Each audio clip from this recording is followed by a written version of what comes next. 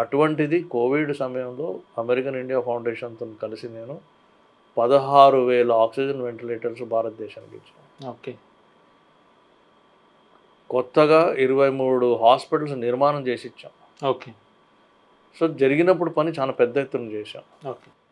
అదేవిధంగా ఆ పని అయిన తర్వాత 2 లక్షల మందికి డిజిటల్ లిటరసీ, సార్ అంటే మనకి డైరెక్ట్ బెనిఫిట్ ట్రాన్స్ఫర్ అంటాం కదా, డైరెక్ట్గా గవర్నమెంట్ వచ్చినప్పుడు. ఇప్పుడు ఏంటంటే మనకి సెల్ ఫోన్, మొబైల్ ఫోన్ రావడం, ఆధార్ కార్డుతో లింక్ అవ్వడం, టెక్నాలజీ, జనధన్ అకౌంట్, సార్ ఎన్నో కోట్ల మందికి అకౌంట్ తెరవడం, అవన్నీ లింక్ అయినాయి కాబట్టి డైరెక్ట్గా అమౌంట్ వచ్చి బ్యాంకులో పడుతుంది కదా. అవ్వ కావచ్చు, తాత కావచ్చు, ఎవరైనా కావచ్చు, వాళ్ళని మోసపోకుండా, అంటే ఓటీపీ వస్తుంది లేదా ఏవేవో పాస్వర్డ్ ఉంటాయి కదా, అవన్నీ వాళ్ళు మోసపోకుండా వాళ్ళకి ఒక కవచంలాగా ఉండాలని వాళ్ళకి మారుమూల ప్రాంతాల్లో, ముఖ్యంగా గిరిజన ప్రాంతాలకు వెళ్ళి 2 లక్షల మందికి digital literacy, digital financial literacy చేశాం.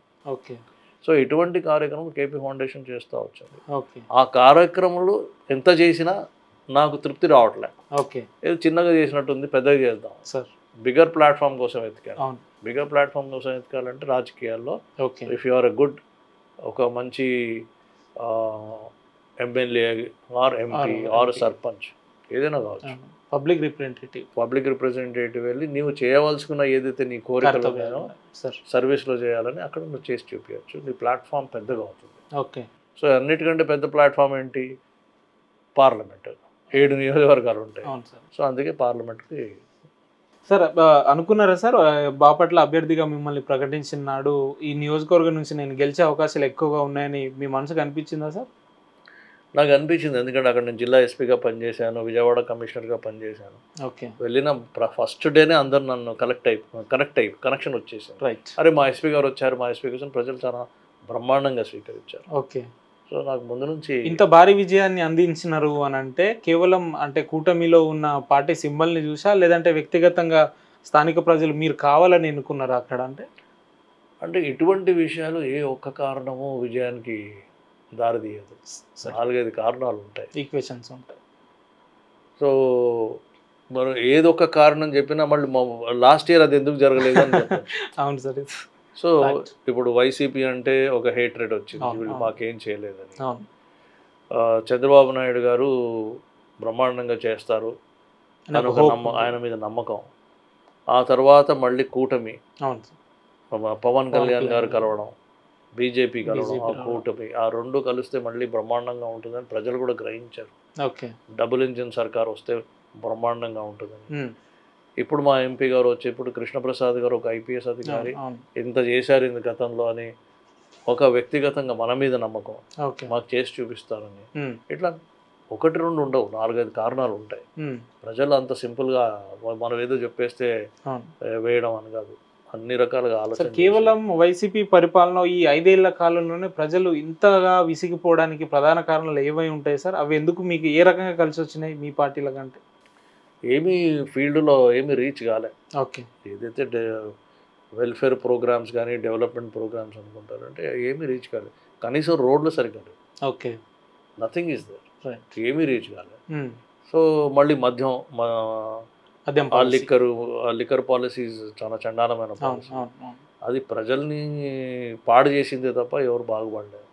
సో పైపెచ్చి ప్రజలు కూడా ఈ డబ్బులన్నీ ఎవరికి పోతున్నాయి, డైరెక్ట్గా ముఖ్యమంత్రికి పోతున్నాయి ఆ రోజు అని ఒక డౌట్ వచ్చేసింది పబ్లిక్లో. ఏది చేసినా మా కోసం చేసుకోవట్లేదు, చేయట్లేదు, వాళ్ళు బాగుపడడానికి చేస్తున్నారని ప్రజల్లో నమ్మకం వచ్చేసింది. ఓకే సార్, ఏదో ప్రతిపక్ష నాయకులు కాబట్టి మీరు వాళ్ళని విమర్శించాలని కాకుండా వాస్తవంగా వైసీపీ ప్రభుత్వ హయాంలో ఎటువంటి కూడా కొన్ని మంచి కార్యక్రమాలు కూడా ప్రజలకు అందలేదు అని అంటే అవునని చెప్తారా సార్ మీరు? నేను అన్ని గ్రామాల్లో తిరిగాను కాబట్టి, ప్రజలతో మాట్లాడాను కాబట్టి ఏది ఎక్కడ నాకు కనిపించట్లేదు జరిగినట్టు. కానీ ఎందుకు సార్ వీళ్ళు వైసీపీ వాళ్ళు పొద్దున్న లేస్తే నవరత్నాలు కావచ్చు, నాడు నేడు కావచ్చు, వాలంటీర్ వ్యవస్థ కావచ్చు, ఇవన్నీ కూడా చేసామని చెప్పి పొద్దున్న లేస్తే సామాజిక మాధ్యమం చూడాలంటే ఏది చేసినా, ఒక కార్యక్రమం చేసినా దాని ఇంపాక్ట్ ఏంటి సార్? నేను ఎప్పుడు ముందు నుంచి ఈ గవర్నమెంట్ సిస్టంలో సార్ ఒకటి నేను ఎప్పుడు క్రిటిసైజ్ చేసేది ఏంటంటే, మీరు ఎప్పుడు చూసినా మేము ఇన్ని వేల కోట్ల రూపాయలు ఖర్చు పెట్టాము అంటారు సార్. అవును సార్. దీనికి ఖర్చు పెట్టాం, దానికి ఖర్చు పెట్టడం అనేది ఇష్యూ కాదు ఇక్కడ. సార్ దాని ఇంపాక్ట్ ఏంటి, దాని రిజల్ట్ ఏంటి, దాని ప్రభావితం ఎంత, దాని ఎంత ప్రభావితం అవుతుంది. ఇప్పుడు స్కూల్ ప్రోగ్రామ్ అన్నారనుకో, ఓకే స్కూల్ ప్రోగ్రాంలో మేము నాడు నేడు అని వాట్ ఎవర్ ఇట్ ఈస్ ఒక బిల్డింగ్ ఇంగ్లీష్ మీడియం అని మీరు చెప్పచ్చు. అవును. నేను ఒక పార్టీ గురించి నేను మాట్లాడే, ఏ పార్టీనా ప్రభుత్వం గురించి మాట్లాడుతున్నాను. సో మీరేమంటారు, ప్రతి సంవత్సరం ఈ సంవత్సరం స్కూల్ ఎడ్యుకేషన్ మీద 1000 కోట్లు ఖర్చు పెట్టామో లేదా 10,000 కోట్లు ఖర్చు పెట్టామంటారు సార్. అది నా దృష్టిలో అది ఇంపార్టెంట్ కాదు. మీరు ఖర్చు పెట్టిన డబ్బుకి మీకు వచ్చిన రిజల్ట్ ఏంటి, రైట్, ఎంతమంది స్కూల్లో చేరారు, ఎంతమంది డ్రాప్ అవుట్లు ఇంట్లోంచి బయటకు వచ్చి స్కూల్లో చేరారు సార్, రిజల్ట్లో మీకు ఎస్ఎస్సి రిజల్ట్లో 10th క్లాస్ రిజల్ట్లో కానీ ఆ రిజల్ట్లో ఏం ఫలితాలు వచ్చాయి, ఓకే, దాన్ని బట్టి మీకు ఐటీఐలో కానీ ఐఐటీస్లో కానీ ఐఐఎంలో కానీ మీకు ఎన్ని అడ్మిషన్స్ వచ్చాయి అంటే మీ క్వాలిటీ ఎడ్యుకేషన్ బాగుంటే అక్కడ అడ్మిషన్స్ రావాలి కదా. అంతే సార్. సో మరి ఇన్ని వేలాది కోట్లు మీరు ఖర్చు పెట్టి లాభం ఏంటి. Okay, so what is the impact you have created, right, that is more important. Sir మీలాగా అన్ని పార్టీల రాజకీయ నాయకులు ఆలోచిస్తే బహుశా సమస్యలు అనేవి ఉండవేమో అని అనిపిస్తుంది సార్ మీ మాటలు విన్న తర్వాత. అంటే ఈ ఆశ మనం 70 సంవత్సరాల నుంచి చూస్తూనే ఉన్నాం. ఈ సంవత్సరం మన సమస్యలన్నీ తీరిపోతాయి, వచ్చే ఎన్నికల్లో అన్నీ అయిపోతాయని అన్ని మనం ఆశాజీవులం కాబట్టి ఆశిస్తూ ఉంటాం. కానీ నడుం గట్టిగా సార్ ప్రజల్లో కృష్ణప్రసాద్ సార్ అని అంటే తను డిపార్ట్మెంట్లో పనిచేసినప్పుడు కావచ్చు, ఇప్పుడు రాజకీయంలో కావచ్చు, ఇప్పటి వరకు భూతద్దం పెట్టి వెతుకుదాం అనుకున్నా కూడా ఎటువంటి చిన్న వివాదాలు కూడా తావు లేకుండా ఎదిగిన వ్యక్తుల్లో మీరు ప్రధానంగా ఉంటారు కదా. ఆ ఈక్వేషన్నే లేదా ఆ ఫార్ములానే రాజకీయాల్లో కూడా అమలు చేస్తారా సార్? ఎందుకంటే రాజకీయ నాయకుడు అంటే ఇప్పుడున్న పరిస్థితులలో ప్రజలలో ఒక అపోహ ఉంటుంది, గెలవక ముందు ప్రజల్లో ఉంటారు, గెలిచిన తర్వాత పెద్ద పెద్ద భవనాలలో విల్లాలలో ప్రజలకు దూరంగా ఉంటారు, లేదంటే 1000 కోట్లకు పడగలెత్తుతారు రాజకీయ నాయకులు అని ఒకటి ఉంటుంది. అది మీ దరిదాపులో కూడా వచ్చే అవకాశాలు ఉన్నాయా సార్? నేను ఒక ఐపీఎస్ అధికారిగా 35 సంవత్సరాలు పనిచేసినప్పుడు సార్ ఫస్ట్ థింగ్ నాకు ఎప్పుడు నచ్చింది ఏంటంటే కరప్షన్. రైట్, కరప్షన్ లేకుండా 35 సంవత్సరాలు సార్ ఎటువంటి మార్కు మచ్చ లేకుండా నేను బయట సర్వీస్ కంప్లీట్ చేశాను. అందరూ కొంతమంది మిత్రులు దెబ్బలాడుతూ ఉంటారు కూడా, ఏంటి అదేంటి అని. I don't like it. నేనేమో so that is one thing. రెండోది వచ్చేసి నేను ఇందాక అన్నట్టు నీవు నీ జీవితంలో ఎంతమంది జీవితాల్లో ఇంపాక్ట్ చేసి చూపించావు, దట్ ఈస్ ఇంపార్టెంట్. సో అది నా ఫిలాసఫీ అయిపోయింది నా లైఫ్లో సార్. ఇప్పుడు బాపట్లలో పోయి నేను ఎలక్షన్లో నుంచున్నాను, గెలిచాను. అక్కడ ఎప్పుడైతే నేను నామినేషన్ వేసానో ఆ రోజే ఇల్లు తీసుకున్నాను, ఆఫీస్ కూడా పెట్టేశాను. రైట్, ఇప్పుడు నాకు 2 రోజులు సెలవు వస్తే నేను బాపట్లకు పోయి వచ్చా. ఇప్పుడు ఓకే, కేవలం 2 days, సాటర్డే సండే. ఇప్పుడు వెళ్ళింది బాపట్లకు పోయి వచ్చా. ఓకే, సో బేసిక్లీ ఒకసారి మనము ఒక నియోజకవర్గ ప్రజలకి నమ్మించి ఓకే నేను ఇది చేస్తాను అది చేస్తాను అని చెప్పి వాళ్ళ ఓట్లు తీసుకున్న తర్వాత సార్ వాళ్ళు నిన్ను నమ్మి నీకు ఓట్లు వేశారు. ఓకే, సో ఆ నమ్మకాన్ని నువ్వు నిలబెట్టాలి. సార్ ఇది సెన్సిటివ్ క్వశ్చన్, కానీ వ్యక్తిగతంగా నాది కాదు, ప్రజల్లో ఉన్న అపోవాలి. ఏదైతే మీరు ఎన్నికల అఫిడవిట్లో ఆస్తుల వివరాలు కావచ్చు, ఎన్నికల ఖర్చుల వివరాలు, ఇప్పుడున్న ఆస్తుల వివరాలు 5 ఏళ్ల తర్వాత ఎలక్షన్స్ అయిపోయిన 5 ఏళ్లకు కూడా కృష్ణప్రసాద్ సార్కి అంతే ఉంటాయా, ఇంకేమైనా రెట్టింపు అయ్యే అవకాశాలు ఉన్నాయా? డెఫినెట్గా పెరుగుతుంది, ఎందుకంటే నాకు శాలరీ ఇస్తారు. ఓకే, అనలేదు ఆ విషయం అంటలేదు, ఇంకా 1000 కోట్లలో ఉంటుంది. లక్షలు, 1 కోటి రూపాయలు మ్యాక్స్ ఒక మంత్లీ మీకు అనుకున్నా కూడా 5 years అట్లా పెట్టి అట్లా కాదు. ఏముంటుందంటే ఇష్యూ ఎక్కడ అంటే సార్ జనాల మీద పడి అవును డబ్బులు దోచుకోవడం, that's not correct. Right, how much you give back to society is important. అది ఇంపార్టెంట్. నేను ఎర్రవల్లి గ్రామం కానీ ఇంతో మిగతా గ్రామంలో కేపీ ఫౌండేషన్లో పనిచేసినప్పుడు నాకు డబ్బులు ఎవరు ఇచ్చారు? ఓకే, నా పెన్షన్ నుంచి నేను ఖర్చు పెట్టాను. అది నా ఫిలాసఫీ. ఓకే, ఆ ఫిలాసఫీ మీద నడుస్తున్నాను, దాంట్లోనే ఉంటాను.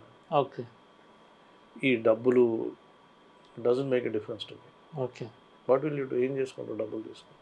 సార్ చాలా మీ మాటలు విన్న తర్వాత నాకు చాలా విచిత్రంగా ఉంది సార్. ఎందుకంటే మేము ఎంతోమంది రాజకీయ నాయకులను కలుస్తూ ఉంటాం, ఎన్నో వివిధ రకాల ఆలోచనలు కలిగిన నాయకులు ఉంటారు. కానీ టు బి ఫ్రాంక్ మీ లెక్క మాట్లాడే నాయకులు, డబ్బులు అవసరం లేదు అని చెప్పే నాయకులు అయితే సర్వసాధారణంగా మేము ఎప్పుడు కలవలేదు. ఎందుకు, ఏంటి మీలో ఉన్న స్పెషల్?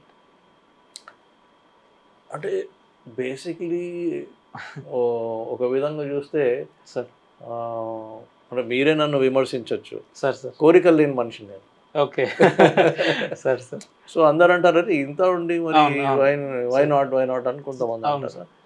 ఎందుకు నా మైండ్ అట్లా వర్క్ అవుట్ అవ్వదు సార్. ఇప్పుడు ఫర్ ఎగ్జాంపుల్ మనం భోజనానికి కూర్చున్నా, సార్ సార్ కొంతమందికి చిన్న చిన్నవి ఉంటాయి, కొంతమందికి చికెన్ కావాలంటారు, కొంతమంది మటన్ కావాలి, కొంతమంది పులిహార కావాలంటారు. సార్ సార్ వేరే టేస్ట్ ఉంటుంది సార్. అది సాధ్యం సార్, సామాన్యం అది. కానీ నాకు నేను కూర్చున్నప్పుడు నేను ఏం అడగను, ఏది ఉంటే తిని వెళ్ళిపోతా. అవైలబుల్ లేదు ఉంటే అది అంతే. ఓకే. డిమాండ్స్ ఏముండవు. డిమాండ్స్ ఏముంటాయి sir. So take life as it comes to you. Sir, ఇది కావాలి అది కావాలి అని కోరికలు పెంచుకుంటా పోయి సార్ అది రానప్పుడు ఫ్రస్ట్రేట్ అయిపోయి డిసప్పాయింట్ అయ్యి భగవంతుడు అన్నీ ఇచ్చాడు కదా నీకు. ఓకే, అన్నీ ఇచ్చాడు. Sir. So what is your problem? Sir, కూటమి ఇంత ఘన విజయాన్ని సాధిస్తుందని ముందే అంచనా వేయగలిగారా సార్? దీనికి ప్రధాన కారణాలు ఏమేమి ఉంటాయి? గ్రామాల్లో తిరిగినప్పుడు చాలా క్లియర్గా కనిపించింది సార్. వ్యతిరేకత అనేది చాలా విపరీతంగా కనిపించింది. ఓకే. రెండోది వచ్చేసరికి 5 సంవత్సరాలు మేము పోగొట్టుకున్నామే, ఇప్పుడైనా దాన్ని ఎలా రికవర్ చేయాలా, అది ఎవరు చేయగలుగుతారని. ఓకే. అది కూడా అట్లా అనేది ముందే కనిపించింది. సార్, స్వీప్ వస్తుందని తెలుసు కానీ ఎంత వస్తుంది అనేది ఒక్కొక్కళ్ళు ఒక్కొక్క విధంగా అంచనాలు వేశారు. సో ఇది రాజకీయాల్లో ఎవరైనా నేను కరెక్ట్గా చెప్తాను ఫిగర్ అంటే అది కరెక్ట్ కాదు. You can expect, anticipate there will be a shift. అవును sir, not true. They can be 20% shift, 50% shift, 40%. ఎంత షిఫ్ట్ ఉంటుందని కరెక్ట్గా వీలు పెట్టి చెప్పలేం సార్. సార్, సో బట్ షిఫ్ట్ ఉంటుంది, స్వీప్ ఉంటుంది అనేది క్లియర్గా అర్థమైపోయింది. Okay sir. పోటీ చేసిన మొదటిసారే ఇంత ఘన విజయాన్ని అందించిన మీ బాపట్ల నియోజకవర్గ ప్రజలకు చివరగా మా ఛానల్ నుంచి మంచి సందేశాన్ని ఇవ్వాలి స్థానిక పార్లమెంట్ సభ్యులుగా అంటే ఏం చెప్తారు మీ ప్రజలకు? ముఖ్యంగా మనం ఏం చేసినా మన పిల్లలు, యువకులకి భావితరాల భవిష్యత్తు గురించి ఫస్ట్ మనం ఆలోచన చేయాల్సి. ఓకే. వాళ్ళకు కావాల్సిన ఎడ్యుకేషన్ కానీ, స్కిల్ కానీ, హైజీన్, ఓకే, హౌసింగ్, ఈ బేసిక్ ఫెసిలిటీస్ మనం క్రియేట్ చేయాలి. వాళ్ళని బ్రహ్మాండమైన పౌరులుగా మనం తయారు చేయాలనే బాధ్యత మనది. ఓకే. ఈరోజు నాకు ఇది లేదే అది లేదే అనే బదులు అందరం కొంచెం కొంచెం త్యాగం చేద్దాం, భావితరాలను గట్టిగా నుంచోబెడదాం, వాళ్ళని ప్రపంచంలో నుంచునేటట్టు చేద్దాం. Okay, right sir. చివరగా ఇన్నేళ్ళ మీ పోలీస్ జీవితాల్లో కావచ్చు, ఇప్పుడు రాజకీయ నాయకుల జీవితంలో మీ జీవిత అంతిమ లక్ష్యం, అరే నా జీవితంలో నేను బతికున్న రోజులు ఇది చేయాలి అని ఒక అంతిమ లక్ష్యం అంటూ ఏదైనా ఉందా సార్? ఉంటే అదేంటి? బేసిక్లీ ఇప్పుడు ఏదైతే మనం నియోజకవర్గం పట్టుకున్నామో, లేకపోతే ఇప్పుడు పార్లమెంట్లో వచ్చి మాట్లాడే అవకాశం కూడా మనకు సార్. సో మన ఆలోచనలు మన నియోజకవర్గంలో చేసి చూపించడం అనేది మనకి మంచి అవకాశం ఉంది, అది బాగానే ఉంది. మన ఆలోచనలని మిగతా ఎంపీలను మేము రోజు చూస్తూ ఉంటే ఎంపీలతో మాట్లాడుతూ ఉంటాం, వాళ్ళు మనల్ని అడుగుతారు आपका क्या हो रहा है आपके पार्लियामेंट में, आपके कॉन्स्टिट्यूंसी में आपका ऐसा सोचते हैं, మనం కొన్ని చెప్తే వాళ్ళు అచ్చా ఐసా भी करते क्या అని ఆశ్చర్యపోతుంది. ఇలా కూడా ఉంటుంది. ఓకే.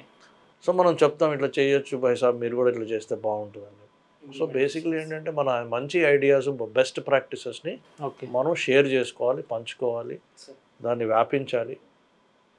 మనం సెల్ఫిష్గా నా నియోజకవర్గమే, నా జిల్లానే బాగుపడాలని కాకుండా నా దేశం బాగుపడాలనే ఆలోచన మనం. ఇక్కడ కూడా ఐపీఎస్ మైండెడ్ని ఇంప్లిమెంట్ చేస్తున్నట్టు కనిపిస్తుంది సార్. ఓకే, ఎనీవే సార్, అడగంగానే ఇంత బిజీ సమయాల్లో కూడా మీ విలువైన అమూల్యమైన సమయాన్ని మాతో పంచుకున్నందుకు మీకు ప్రత్యేక ధన్యవాదాలు సార్. రాబోయే రోజుల్లో మీ పార్లమెంట్ నియోజకవర్గ ప్రజలు ఆశిస్తున్నట్టు వాళ్ళకు మంచి పరిపాలన అందించాలి, రాబోయే రోజుల్లో ఇంకా మంచి స్థానాలు అధిగమించాలని కోరుకుంటున్నాం sir. Thank you sir. Thank you.